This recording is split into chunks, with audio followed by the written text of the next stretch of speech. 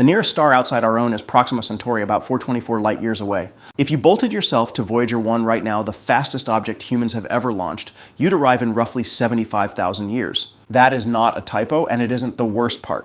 The optimist version always sounds the same. It's just an engineering problem, they say. Fusion drives, generation ships, cryosleep, give it a couple of centuries, and we'll be Star Trek. The pitch sells books, fills TED Talks, and quietly powers a startling amount of venture capital. The physics has already returned its verdict. 5 constraints stack on top of each other, and each one, taken on its own, is fatal. Together, they describe a problem the math does not let you solve. We're going to walk through all 5 slowly, because the elegance of the trap is the part the hype skips.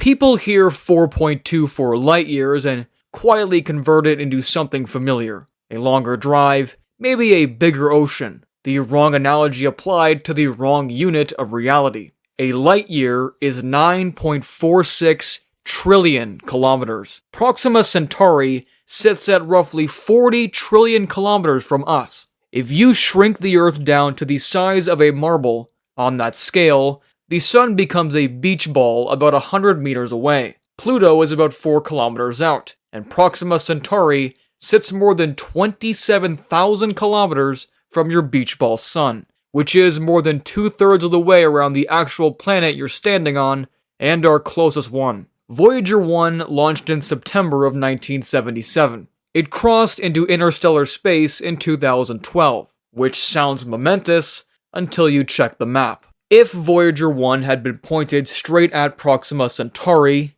after almost 49 years of flight, in 2026, it would be about 0.066% of the way there. Not 1%, not even a tenth of a percent. About 1/1500th of the distance, give or take. Imagine the thickness of a single hair on a meter-long ruler. If we built a probe today that flew 10 times faster than Voyager, the trip would still take 7,500 years. 100 times faster? 750. Multiply Voyager's speed by 1,000, and you're still asking volunteers to commit their great-grandchildren to a one-way mission. The exponentials don't help you. The distance just absorbs them. There is a quiet detail physicists rarely emphasize in the optimistic interviews. Proxima Centauri, our closest stellar neighbor, also happens to be a flare star, prone to violent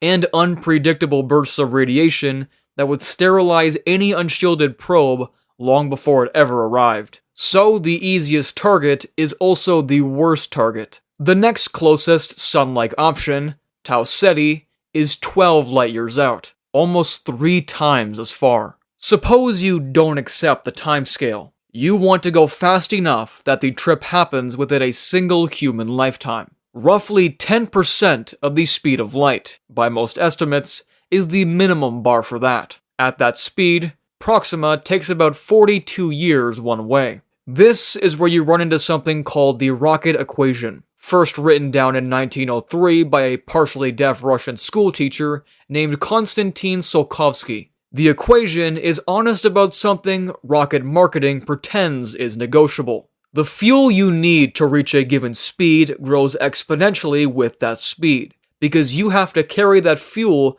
that accelerates the fuel that accelerates the ship that carries the fuel. To reach 10% C on chemical rockets isn't difficult. It is mathematically impossible. The fuel mass would exceed the mass of the observable universe before you got close. Fusion improves the picture, though not as dramatically as the fans claim. The most rigorous interstellar engineering study ever produced, Project Daedalus, was completed by the British Interplanetary Society in 1978 and refined since by Project Icarus and Andreas Heinz's group at the Initiative for Interstellar Studies. Their honest numbers go like this. To send a 500-ton probe, no humans, no return trip, to a nearby star at around 12% C, you'd need around 50,000 tons of helium-3 fusion fuel. Helium-3, inconveniently, isn't lying around. The Daedalus design called for mining it from the atmosphere of Jupiter,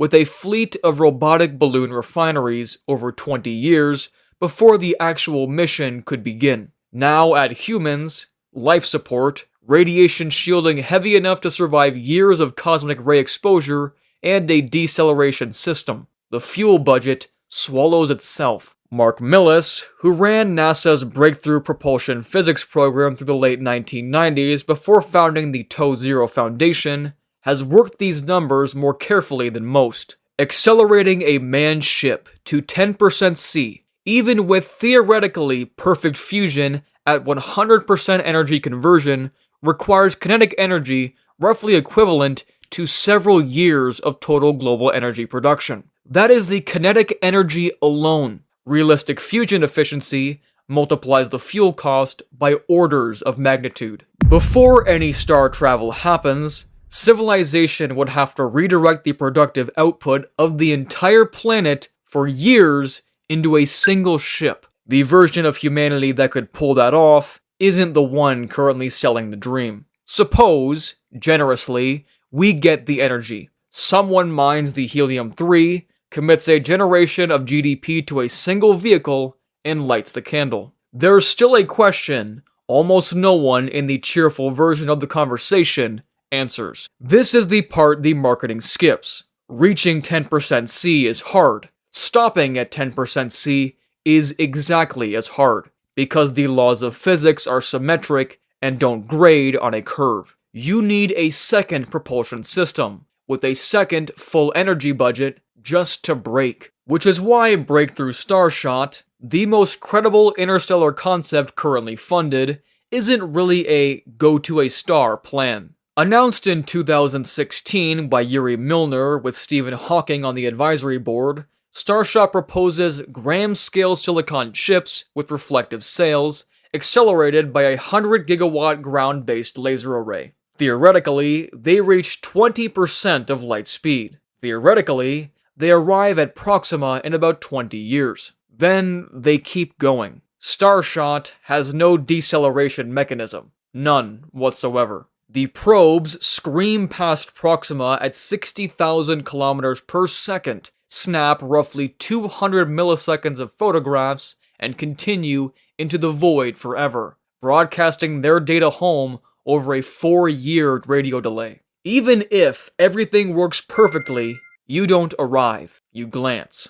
To actually stop, your ship has to either carry enough fuel to brake, which doubles the already impossible energy budget, or use a magnetic sail to drag against the destination star's stellar wind. Magnetic braking only works for the last, small fraction of the journey, and only if the target system cooperates with assumptions you've made from light years away. The Project Icarus engineers ran through the options in detail and concluded, politely, that nothing currently in physics gives a comfortable answer. This is the cleanest paradox in the field. The faster you go, the harder you have to brake. The thing that gets you there is the thing that prevents you from arriving. There is no theoretical loophole. There's just two impossible problems instead of one. Suppose, against everything, you solve all of that. You acquire the energy, you build the brake, you arrive. The problem changes shape, because the actual obstacle was never really the rocket. It was the box you put the people in. In September of 1991, 8 people in Arizona stepped through a steel airlock into Biosphere 2, a 1.27 hectare sealed greenhouse containing a small rainforest, an ocean, a savanna, a desert, a marsh, and farmland. The plan was elegant on paper. Live for 2 years, completely closed off from the outside, growing all your own food, breathing recycled air, and drinking recycled water. Dress rehearsal for Mars, or eventually, the long ride to another star. Within 16 months, oxygen levels had fallen from 21% to 14.5%, the equivalent of breathing at 4,000 meters of altitude. People could not finish sentences. The crew was eventually given supplemental oxygen pumped in from outside, which sort of defeats the experiment. The concrete in the building, it turned out, was absorbing CO2 in ways the engineers hadn't predicted. Almost every pollinating insect species died off. The vines went feral and choked the food crops. Cockroaches and ants took over. The crew split into two factions that stopped speaking to each other for the second year. 2 years, 1.25 hectares, 8 humans, Earth's gravity, Earth's sunlight, with engineers, and a working phone right outside the glass. And the ecosystem still came apart. Now hold that picture in your head and shrink it. Smaller volume, stuck inside a metal can, centuries instead of years. No engineers outside, no resupply, accelerating away from the only repair shop in the universe. That is a generation ship. Kim Stanley Robinson, in his 2015 novel Aurora, modeled this with the help of working biologists and concluded the math was unforgiving. Closed biological systems don't just need to be designed correctly. They need to stay designed correctly across centuries, while every component is decaying at a different rate. Andreas Hein and his colleagues, in a series of Acta Astronautica papers, calculated that a generation ship would face progressive ecological collapse on a timescale roughly half the length of the journey itself. The plants you launched with aren't the plants you arrive with. Soils acidify. Microbial communities drift. Species you did not know you needed go extinct quietly. And you find out 4 generations later when something else stops working. And the people. Of all the constraints, this one gets ignored most cleanly. Cameron Smith, an anthropologist at Portland State, has spent years calculating the minimum viable population for an interstellar voyage. His numbers are humbling. To preserve genetic density over multiple generations without serious inbreeding depression, you'd need somewhere around 98 unrelated breeding-age settlers as an absolute floor, and probably closer to 500 to be genuinely safe. Smaller than that, and the math of small populations starts compounding against you. Larger than that, and the energy budget we already broke gets worse. Now think about who that town actually is. To keep steering toward a destination chosen 4 lifetimes before they were even born. Hein's group modeled this side too. The social dynamics of multi-generational confinement have no real historical analog. Submarines, prisons, polar stations, the International Space Station, they all top out at months or maybe a year, with constant rotation and a return ticket sitting in the captain's drawer. The closest historical comparison is probably the Norse colony in Greenland, which survived about 500 years on the marginal edge of habitability before collapsing when the climate shifted under them. They had a planet underneath them. The generation ship doesn't. There is a darker layer of the optimists tend not to discuss.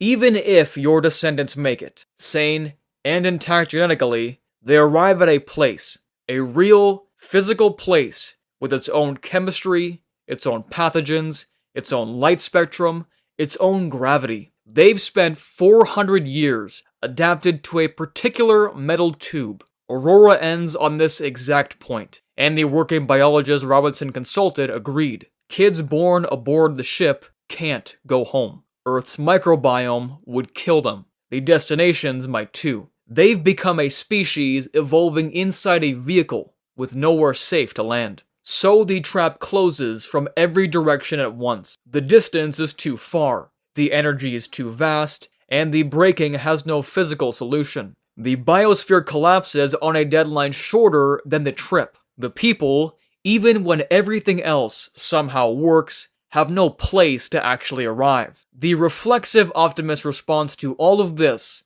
is some version of, but technology surprises us. It does. Sometimes, at the margins. What it doesn't do is bend the rocket equation. It doesn't add fuel to the universe, and it can't make biology stable inside a sealed box for 4 centuries. The improvements we get are real, and they are at the margins. And the margins are not where this problem lives. What I'd argue is more interesting than the impossibility itself is the function the dream serves. Interstellar travel is the secular afterlife. It is the quiet assurance that humans, eventually, transcend Earth. That this isn't all there is. Strip that promise away, and people get defensive in a way they aren't about, say, faster cars or better solar panels. The fantasy isn't really about engineering. It's about meaning. But the universe doesn't owe us a sequel. The stars are not waiting. They're, by every measurement we can make, simply too far,